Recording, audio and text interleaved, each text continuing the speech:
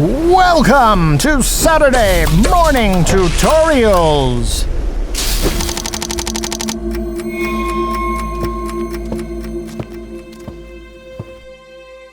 Is it done?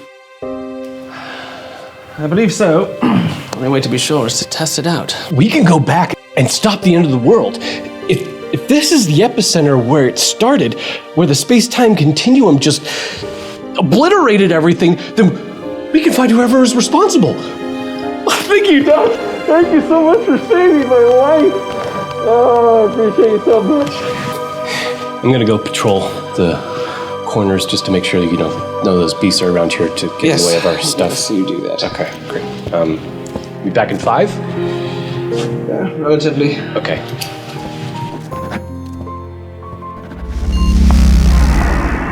Hello, Doctor.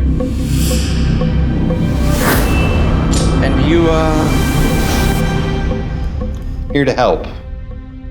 You're going to send Professor Unicorn back in time to save the world. But he's going to end up destroying it. It's you who needs to go back. Let me explain. Wait. Hey! I'm sorry, old friend. Dr. Slow! No!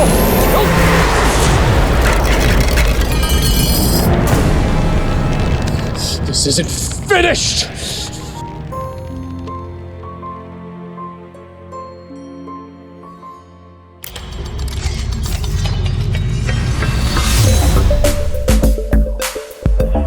It's gonna be Chris, you forgot your hat. Oh, man. We already tested this shot out and it worked, so I feel very confident. We've got Chris on his skateboard with his helmet on with his safety first. We have Dr. Slow in the time machine here, and he's actually gonna drive backwards at a very slow speed, and Chris is gonna follow him on the skateboard moving forwards. And in post, we're just gonna reverse that and then stabilize it, and it's gonna look real nice. We're gonna speed it up too, so it's gonna make it look like he's driving forward very fast, but he's not. Anytime you do stuff like this, or exactly this, you gotta be safe. Wear your helmet and make sure you have your stickers. Is it on this side? Nope. Make sure you have your stickers. What about hydration? Are you hydrated right now? Stay hydrated, you gotta eat your broccoli, you gotta stretch, and you gotta make sure to listen to your parents. All right. That's how you skateboard. Even with all that planning, somehow, Adrian, we still managed to mess it up. It's tricky. I learned that I had to look through the camera directly to make ssure the car stayed in the right spot and I was keeping the same distance, which meant I couldn't look at the ground because it was a little bumpy and I didn't want to fall on the skateboard. And I couldn't look at the car just with my eyes, which is how I was doing it the first time. That's how people tend to look at things usually. With eyes? Yeah, so you had to get used to it. I had to look through a camera method. Yeah. So we shot a test and it worked out really, really well. And then we did the actual shoot. And then I was going way too fast on the skateboard like an idiot that we weren't able to stabilize it and make it look good. So we have to shoot it again today. But we got a professional driver this time, so. Hey, I'm here, guys. Hi, I'm Sarah Stiver. I am the stunt double / driver, resident stunt double / driver for ProductionCrate.com. They chose me to manage the car because I'm an excellent driver, even better parallel parker, and it's my mom's car. Dope. I gotta be on the skateboard. Adrian doesn't drive, and Nico, you're shooting behind the scenes, so. Yeah, I'm We actually. needed to hire a professional to come and handle it for us. Would you say I'm a good driver, Chris? Yes. We dedicated a whole day of shooting. Getting a little dramatic there, buddy. All right, it was like half a day. Like, it was a few hours. It was like an hour. We dedicated 23 minutes of shooting to get this shot right. All right, we did it. This was the third time we shot it, and we made sure to shoot it safe. That's right. I don't think that was very good. How do you think it went, Chris? I think it went well. I think that car versus the test car accelerates a lot faster. Yeah. Has a lot more power. So like maintaining that low speed is a little trickier. Like the second you tap the accelerator, go and then kind of coast a little ways. Yeah. So trying to maintain that like the same speed on the skateboard and the same speed on the Stang was a little tricky. Yeah. The Stang. And what does the Stang sound like again? Let's see yours, Adrian. Pretty good, right? Ew. So that'll change. Nico, can we hear your sting? Oh, That was yeah. absolutely the best. Cheers to Nico. Nico, way to go, man. We then brought those clips into After Effects and we sped them up as well as reversing them. In our case, we sped them up to 400%, which means in After Effects backwards system, we had to change the stretch factor to -25. That negative is to make it also play backwards. When you are speeding up footage, it is smart to try and use whole amounts. 200%, 300%, 400%, stuff like that. That way the frames you end up keeping are evenly spaced. It's not gonna be the end of the world if you don't do this, but this is gonna help your footage to stay looking more smooth, and we really wanted this shot to be super smooth. That's the whole point. Now go ahead and pre-comp it. Next, we applied the warp stabilizer effect and we let it do its thing. Whoop, stabilizing, whoop, stabilizing. Don't mind me, I'm stabilizing. While you wait, feel free to go grab a coffee or something. You definitely want to set the result to be smooth motion. If you set it to no motion, it doesn't make any sense. We want some motion. Yep. You can adjust the smoothness slider to get that look really dialed in. If your footage is super shaky, then having this slider up higher up will make your footage look more cropped. So if you know ahead of time that it's going to be a bit shaky, then shoot a little bit wide to compensate for this. We did. Just to be safe, as we always are, we're safe people. Check out this helmet.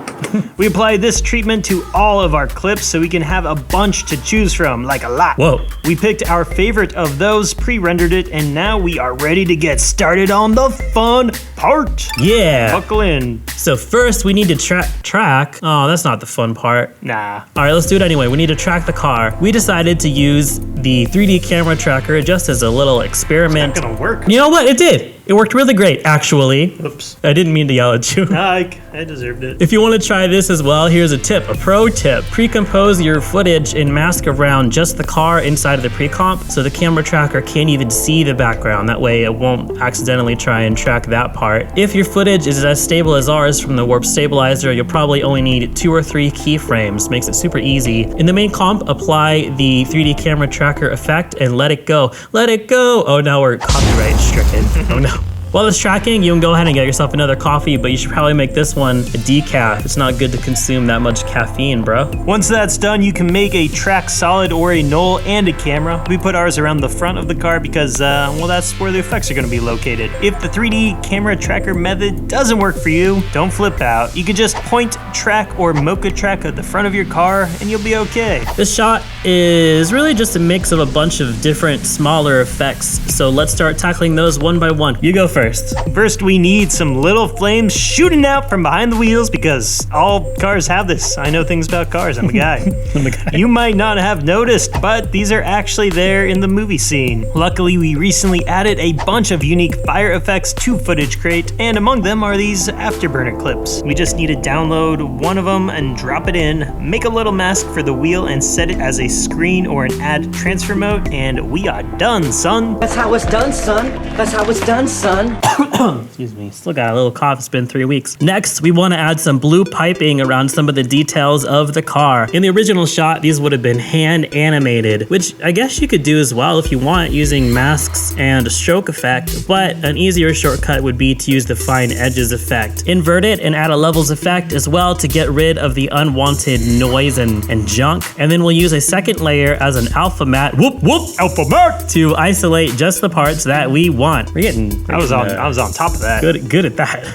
Again, use the tracking to your advantage to make this part easier. The shift channels effect can then be used to get rid of the black background. We then just need to change the color of those to blue using whatever color changing plugin you like best. And we need to set them to the appropriate transfer mode. You can use add if you want to make them glowy or use color if you just want to make them blue. We then added some glow to the headlights as well using a similar method. You'll also want some blue spark lasers dancing around the front of the car. To achieve this, we went back in time to the Yondu era tutorial, back before the Saturday morning tutorials were even a thing. How many of you have been subscribed for that long? Let us know. Me. Yeah, me too.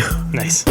On Footage Crate, you can search for Yondu to find a bunch of these Yaka Arrow assets. That's just what they're called, man. Many of these are comp in effects, which means they have a front and a back that you can put stuff in between, but we really only need the front. We'll just drop these in and color them blue and give them a screen or an add transfer mode. If you want to make your own, the Yondu tutorial explains the process in detail, so click the eye. Click the eye. You may also want some more direct lasers coming from the top of the car towards the front of the car. You can do this on a new solid using a mask and stroke effect, animating the start and end properties to make it shoot forward over a few frames. The last thing we need in this shot is a big old purple portal in front of your car. Purple. Yeah, you know, if you hate purple as much as Chris does, there are other shots from the movies where this portal is orange instead. So you can make it orange or you can make it really any color you want. Don't be a slave to my color preferences, cause I'm out there, man. We put this together in a fresh, pan-smelling comp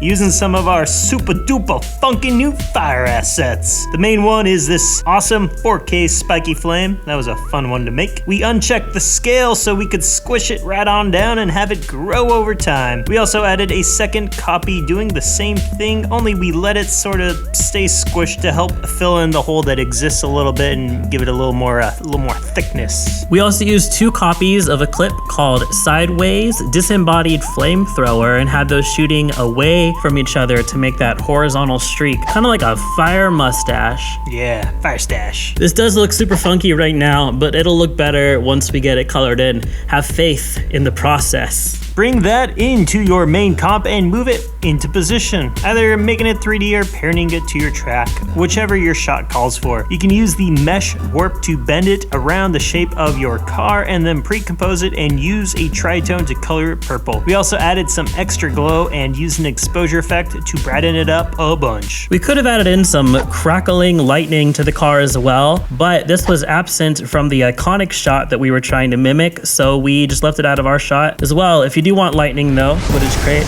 has plenty. This won't be appropriate for every single shot, but we wanted all of our super glowy effects to be reflected in the ground. So in a separate comp, we copied them all over and flipped them upside down and moved them down. On an adjustment layer, we added a solid composite to fill in the background with black, a fast box blur to blur everything fastly, boxly. I think it's boxingly, actually.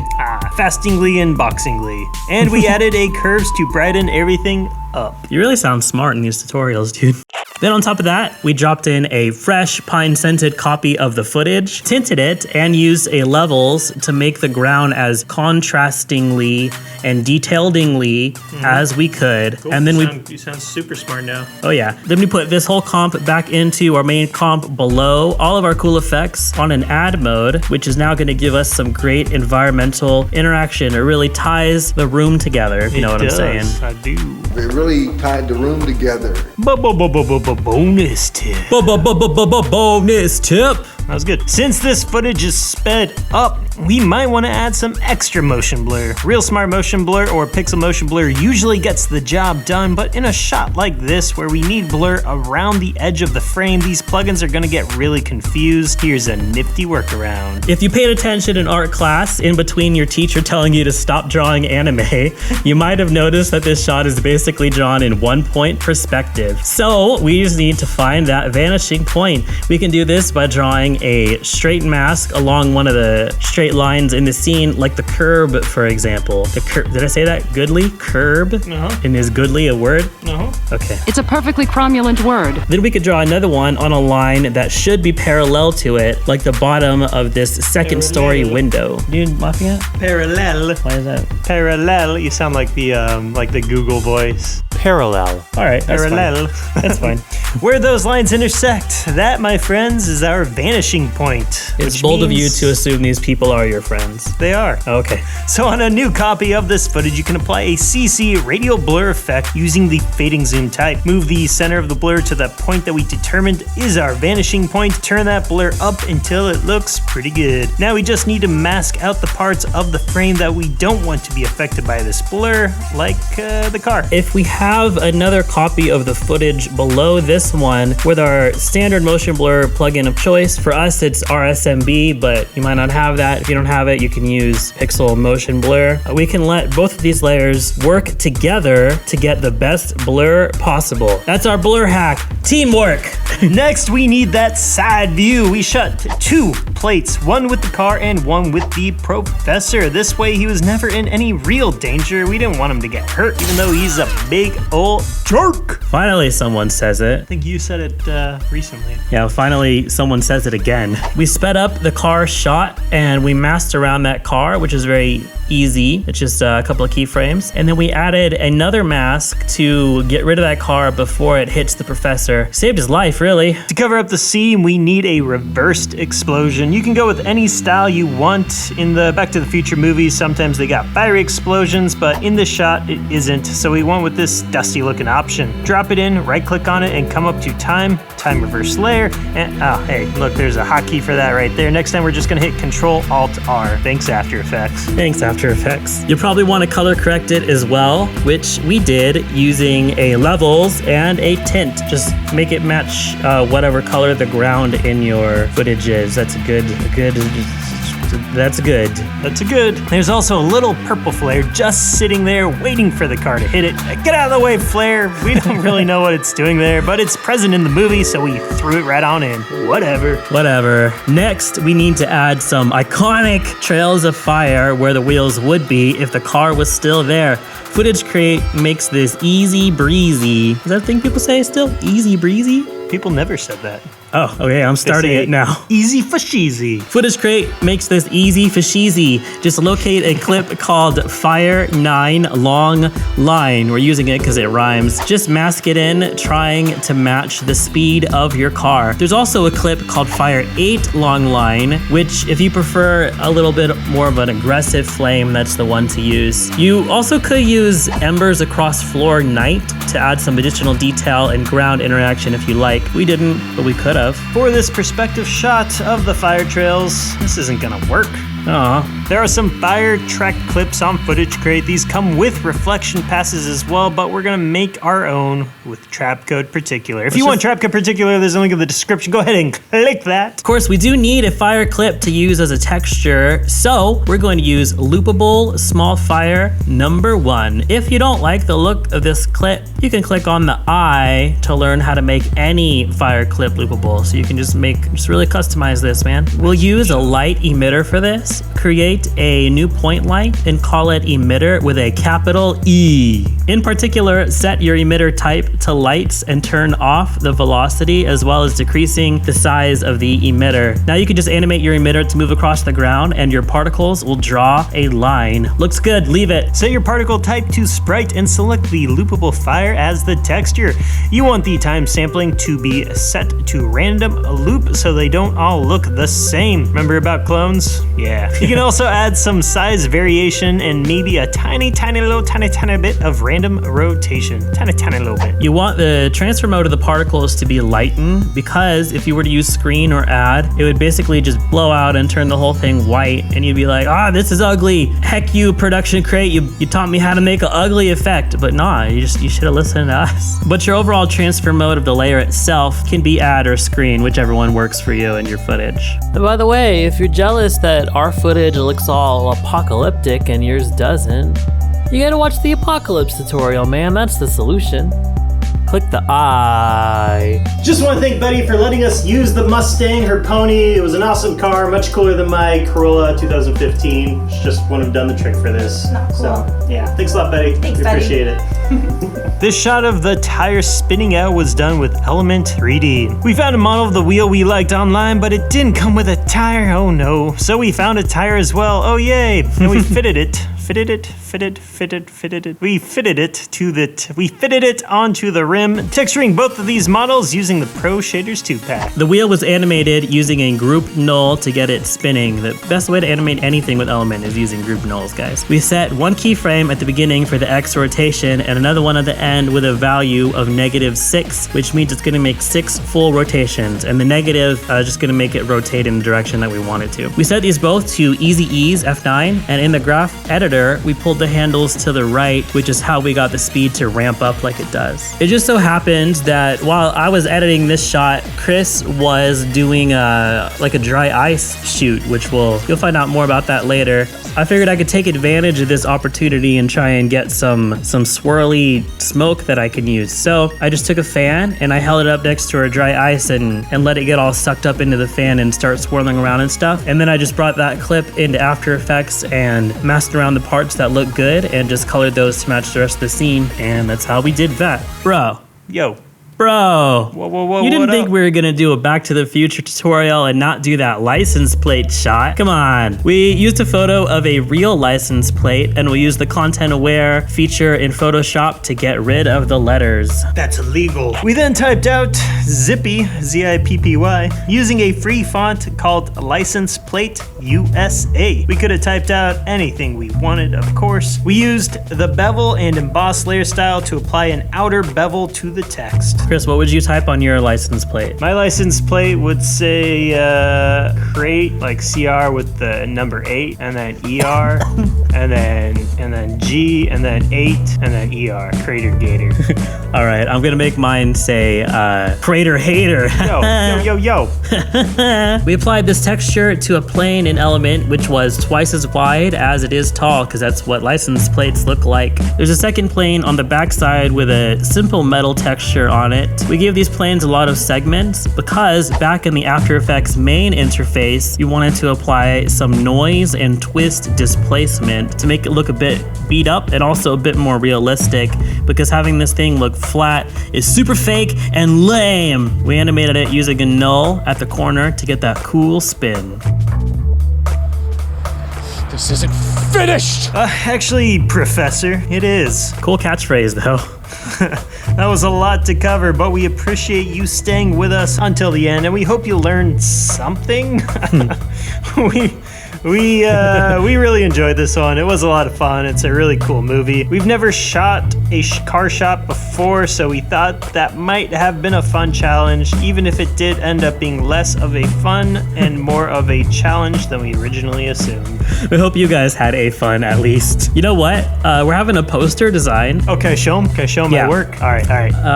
Let's do the curtain reveal and poster. It's a character poster for Saturday Morning Tutorial Season 1. It's a work in progress, but clearly it's almost perfect. We would ask you your opinion, but we don't need it. We already know. Come on.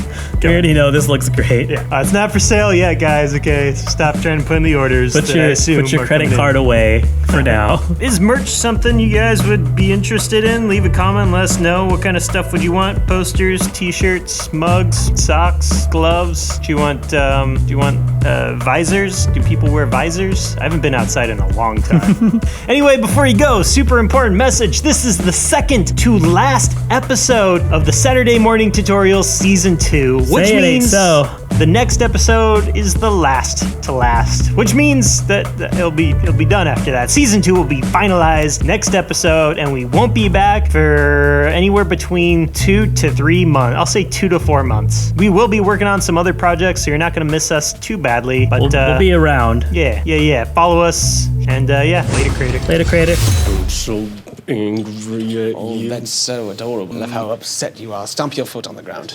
Well, if you have anything that resembles taste, you would select the top video to watch me save the world. Or you could watch this video and see me shapeshift, which is way better. Or you could just select on the subscribe button right here and just make sure you never miss a video ever again.